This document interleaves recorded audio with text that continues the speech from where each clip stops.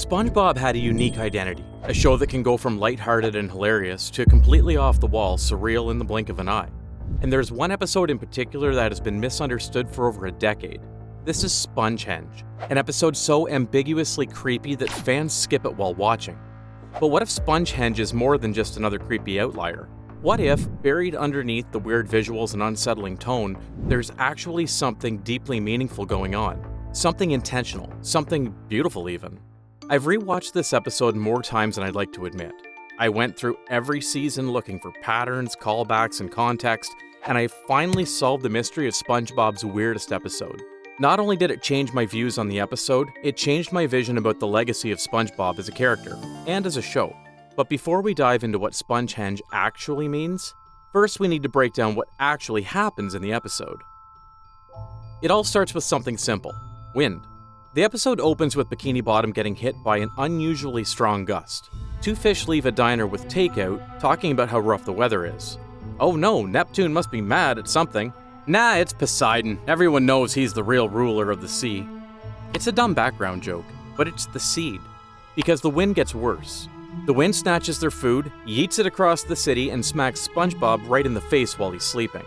SpongeBob wakes up, noticing that it was a goulash, and comes up to the windows hoping to find the owner. But then it happens. A gust hits him, blows through his holes, and makes this strange, hollow, haunting sound. This is the first sign that something's off. Longtime fans know this isn't normal SpongeBob sound design. The show rarely, if ever, uses tones like this. It sounds similar to an ocarina, maybe even a flute. Definitely not Hawaiian ukulele background music. It's eerie. It lingers. But the jellyfish? They love it. They're vibing. They swarm to SpongeBob like he's a walking Spotify playlist. Dancing, twirling, even floating inside him like it's a jellyfish mosh pit. Even when the morning came, it only attracted more jellyfish towards SpongeBob. They block him from going anywhere, literally trap him with good vibes. Eventually, Krabs helps him to get on Krusty Krab by dragging him with a fish hook, but he doesn't stay long. The jellyfish return, the wind gets worse, and the Krusty Krab? Gone, launched into the air like it owed someone money. SpongeBob crash lands at Patrick's house. Patrick, being a real friend, lets him in for about 5 seconds, until he gets stung and blames SpongeBob for being a negative influence. Okay, thanks, bro. So SpongeBob runs into a cave. Deep, remote, windless, silent. Just him and lots of rock. And here's where it gets dark. SpongeBob doesn't just hide, he unravels. He starts talking to rocks, laughing to himself, growing this wild, scruffy wizard beard like he's been in there way too long. Then he builds a statue, a stone replica of himself, not for decoration, just to talk to have tea with. When the wind hits the statue, it makes the same sound. The jellyfish return, they hear it, and SpongeBob gets an idea. He starts building, not one, but dozens of massive stone versions of himself placed in a circle, each one tuned to catch the wind just right. It's basically SpongeHenge, now in surround sound. He's no longer trying to escape the problem, he's trying to control it, perfect it, recreate the sound, make it permanent. And it works. The jellyfish finally stop swarming him, the music is enough. And for the first time in who knows how long, SpongeBob is free. So he returns to Bikini Bottom, expecting home. But instead, nothing. Everything is gone. The world moved on without him, and he's left by himself. He gave everything, his time, his sanity, his identity, to create something he thought mattered, something perfect. But when he came back, there was nothing left to come back to. Skipping forward 3,000 years, the aliens are here, staring at the Stonehenge, trying to figure out who built them and why. And that's the end of the episode. No jokes, no payoff, just an eerie wind and maniacal laughs. That is an ambiguous ending, and pretty dark, I think. This is also not a regular ending for SpongeBob episodes. Normally, the episode would follow a 3-act structure with resolution at the end. But this episode had no resolution whatsoever, only that eerie laugh. SpongeHenge ends with no answers and 1,000 questions. How long was SpongeBob in the cave? Why is it still windy after 3,000 years? What happened to all the Bikini Bottomites? The ending gives you nothing. No punchline, no visual clues, just silence. And for a lot of viewers, that was the problem. Some fans hated it for the ambiguity. Others said it didn't even feel like a SpongeBob episode. From the opening scene, the tone is off. No goofy humor, no ukulele strumming in the background, just this. It's eerie, unfamiliar, and that's intentional. On the surface, this episode is just SpongeBob dealing with jellyfish trouble. But dig a little deeper, and it starts feeling like a metaphor for obsession, isolation, maybe even madness. SpongeBob doesn't solve a problem, he gets consumed by it. He spends who knows how long building stone versions of himself just to keep the music going, perfecting the way they sing in the wind. And when he finally returns home, everyone's gone.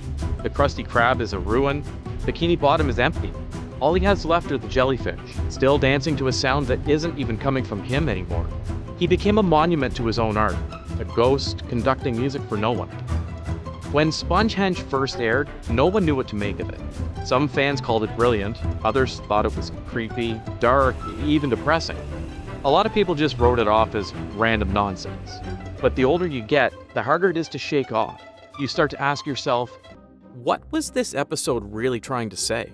SpongeHenge leaves a gap just wide enough for interpretation. Since this episode was aired, a lot of people have already constructed a lot of good theories. And by using every single one of those theories, I was finally able to solve the true meaning behind the episode. The first theory is that the whole episode is a joke about ancient monuments.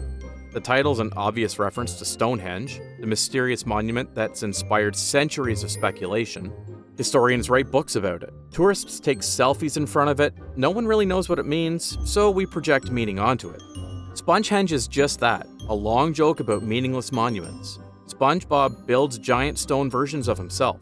3,000 years later, aliens find them and wonder what they meant. A gag about how we treat the unknowable is sacred. And yeah, that could be it.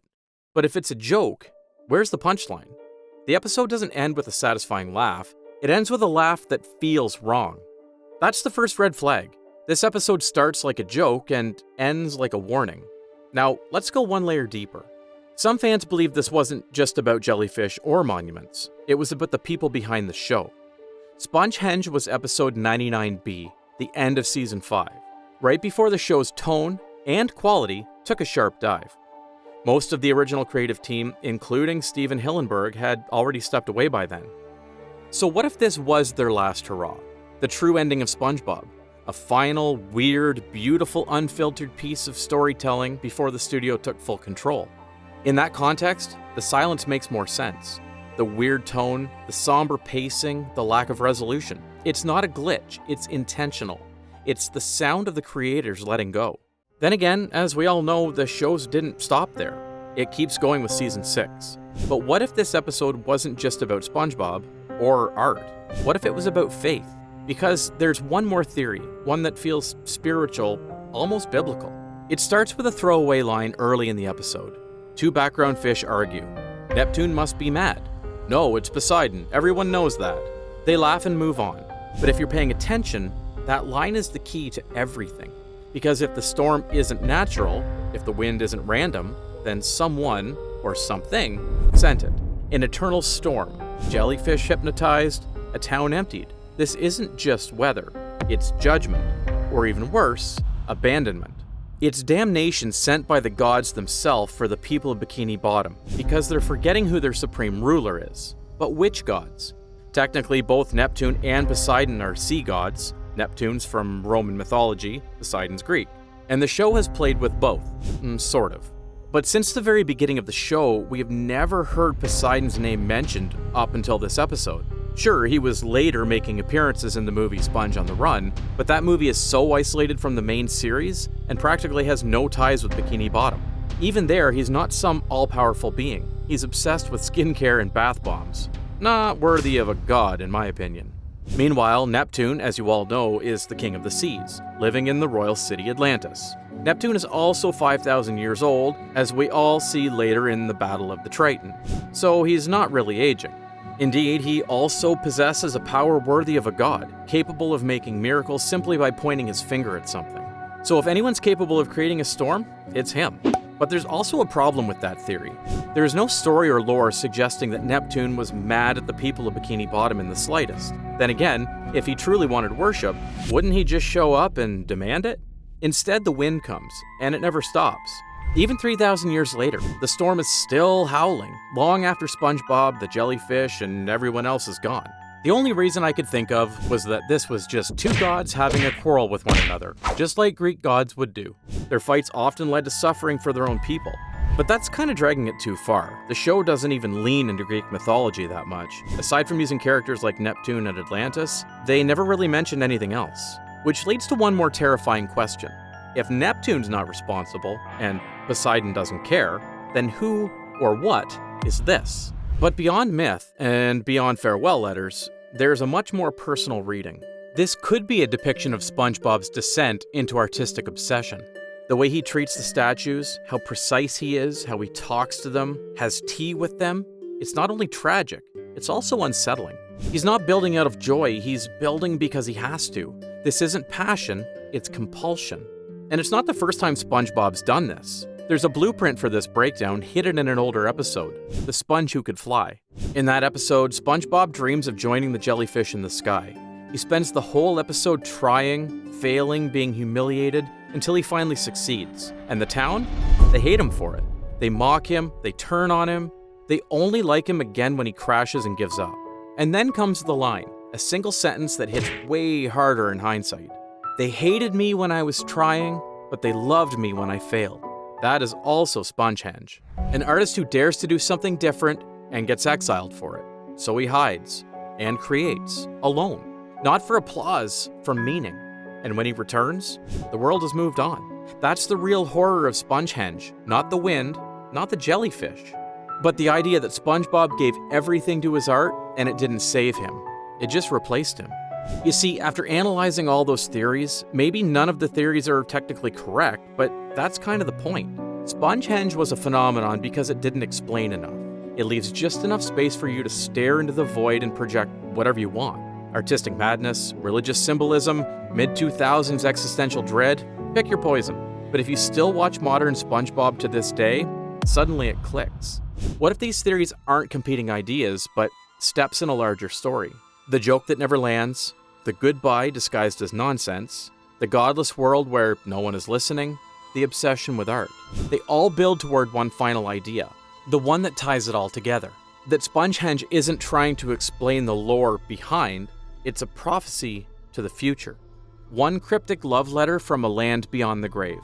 The last gasp of the original team before they vanished into the corporate wind tunnel. After the SpongeBob SquarePants movie, which creator Steven Hillenburg always intended to be the grand finale, most of the original crew dipped, Hillenburg included. He didn't want SpongeBob to become just another endless franchise. He wanted it to end while it still meant something. But the fans, us, we couldn't let it go. He became a global icon, a marketing tool, a Halloween costume, a meme generator. We don't want SpongeBob to die. We kept demanding more, and so the network obliged. They kept SpongeBob alive. But was it really alive? Or was it just a replica? A hollow version of what it used to be? Sounds familiar? That's SpongeHenge. It's not just a weird episode, it's a prophecy. A parody of what SpongeBob would become after the original creator is no longer with us. And the wind? Loud, chaotic, never-ending? Is fame. It comes out of nowhere. It makes music, it draws a crowd, and once it starts, you can't make it stop. It turns you into something else, something people want you to be. Suddenly, SpongeBob isn't SpongeBob anymore, he's a mascot. His friends turn on him, not because they hate him, because they don't recognize him. So he runs, he hides, and alone in a cave, he sculpts. Not to be loved, just to be remembered. Like an artist pouring everything into a final piece no one asked for. A long and painful process to make a legacy worth being remembered. And the statues? They're not tributes, they're warnings to us, the fans.